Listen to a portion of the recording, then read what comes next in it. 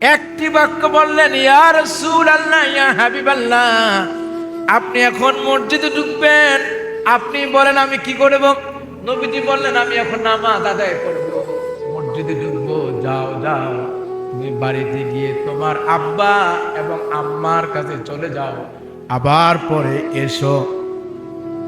ইহুদি খ্রিস্টান জবাব দিল, ইয়া রাসূলুল্লাহ, ইয়া হাবিবাল্লাহ, অল্প সময়ের জন্য আপনি মসজিদে প্রবেশ করবেন, আর এই সময় আমি বাড়ি যাব, আবার বাড়ি থেকে আসতে যদি দেরি হয়ে যায়, ইয়া রাসূলুল্লাহ, ইয়া হাবিবাল্লাহ, আপনি মসজিদে প্রবেশ করেন, আর আপনার জুতা মোবারকটা নিয়ে আমি বাহিরে দাঁড়ায় থাকব, যতক্ষণ পর্যন্ত আপনি না আসবেন ততক্ষণ আপনি আপনার গোলাম, আপনার খাদেম বাহিরে আপনার জন্য অপেক্ষা করবে। আমার নবীজির খাদেম ছিল বেলাল। আজান হয়ে যেত, আজান হয়ে যাওয়ার আগেই দেখা যেত বেলাল রাদিয়াল্লাহু তাআলা আনহু নবীজির ওযুর পানি এনে দিতেন। এরপরে তোয়াইলা বলেন আর গামছা বলেন আগুয়ে দিতেন। নবীজি পবিত্রতা, নিজেই তো পবিত্র।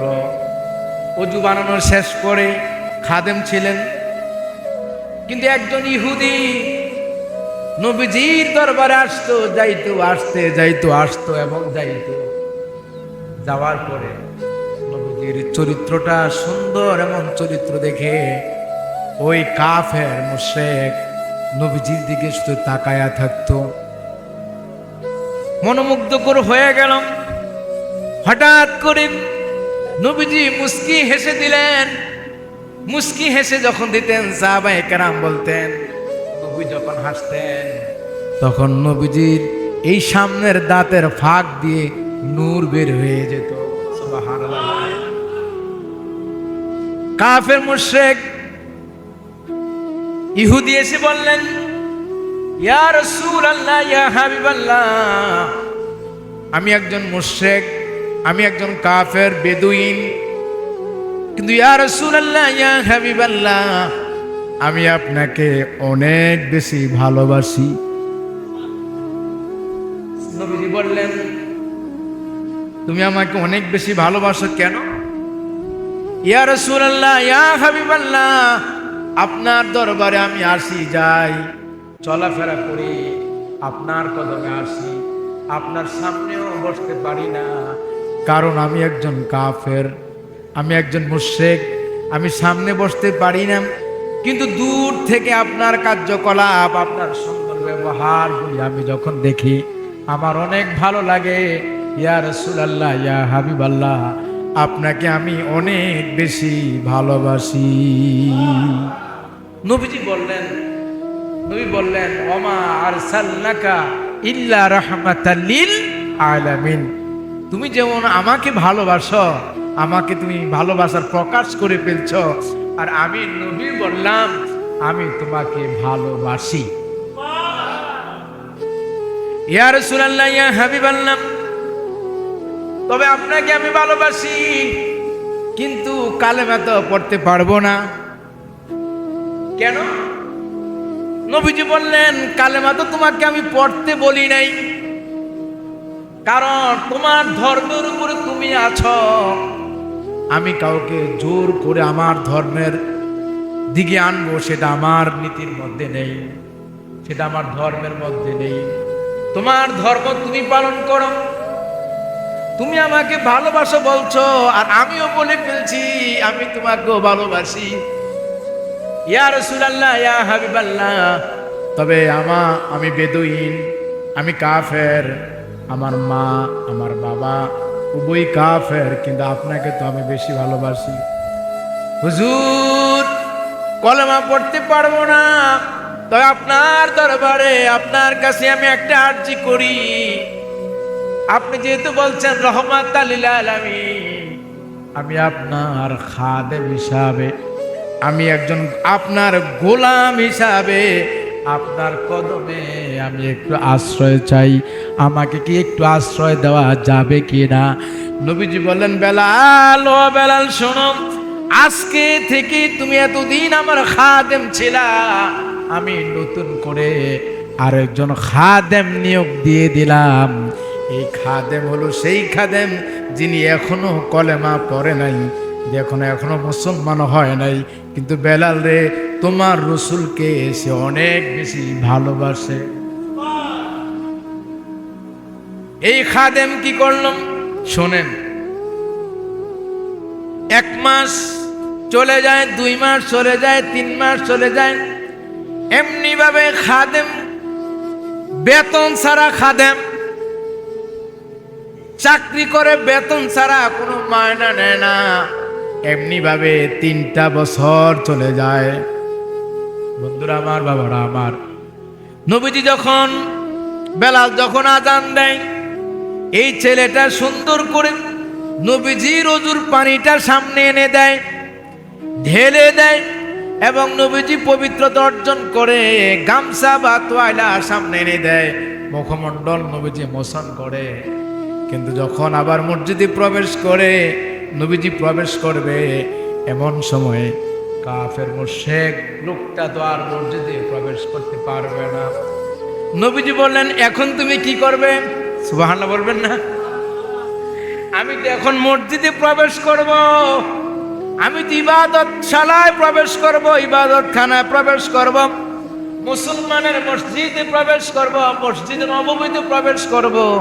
এখন তুমি কি করবে? তুমি তো আমাদের উপরশালায় ঢুকতে পারবে না, কারণ তুমি অন্য ধর্মের মানুষ।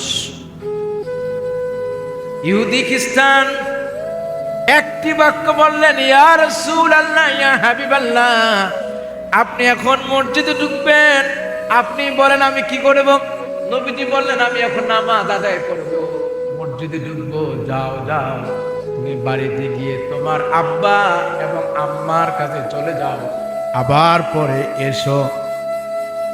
ইহুদি খ্রিস্টান জবাব দিল, ইয়া রাসূলুল্লাহ, ইয়া হাবিবাল্লাহ, অল্প সময়ের জন্য আপনি মসজিদে প্রবেশ করবেন, আর এই সময় আমি বাড়ি যাব, আবার বাড়ি থেকে আসতে যদি দেরি হয়ে যায়, ইয়া রাসূলুল্লাহ, ইয়া হাবিবাল্লাহ, আপনি মসজিদে প্রবেশ করেন, আর আপনার জুতা মোবারকটা নিয়ে আমি বাহিরে দাঁড়ায় থাকব, যতক্ষণ পর্যন্ত আপনি না আসবেন, ততক্ষণ আপনি আপনার গোলাম, আপনার খাদেম বাহিরে আপনার জন্য অপেক্ষা করবে। আরো জোরে বলেন না সুবহানাল্লাহ। এমনি ভাবে গোলামি করলো 3 বছর। কয় বছর? এমনি ভাবে গোলামি করলো 3 বছর, খাদেম ছিল 3 বছর। কিন্তু হঠাৎ করে আজান হয়ে গেল। আজান হয়ে যাওয়ার পরে বেলাল এখন ওযুর পানি নিয়ে আসলো। আনার পরে যেই মাত্র ওযুর পানি আল্লাহর রসুলের হাত মোবারকের মধ্যে ঢেলে দিল, ঢেলে দেওয়ার পরে ওযু শেষ করলো, এবং শেষ করার পরে নবীজি বললেন, বেলাল রে, ও বেলাল, তোমার আগে যেই লোকটা আমার খাদেম হয়ে এতদিন কাজ করছে, এই লোকটা এখন কোথায়? এই লোকটা কি আর আসবে না? বেলাল বলে, ইয়া রাসূলুল্লাহ, ইয়া হাবিবাল্লাহ, যেই লোকটা আপনার কদমে একটিবার আপনার কদমে আসছে, একটিবার আপনার কদমে আসার সৌভাগ্য হয়েছে, এই লোকটি তো আপনাকে ছাড়া থাকতে পারে না।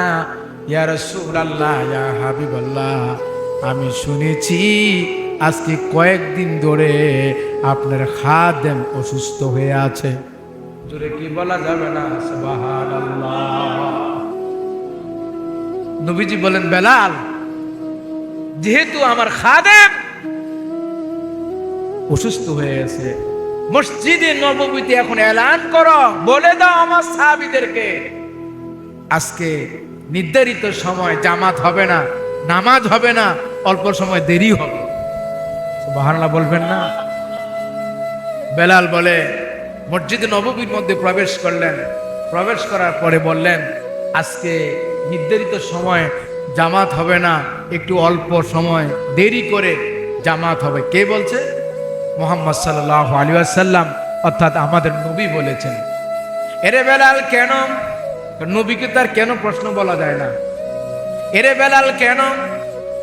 নবীজি একজন অসুস্থ মানুষকে দেখতে যাবেন।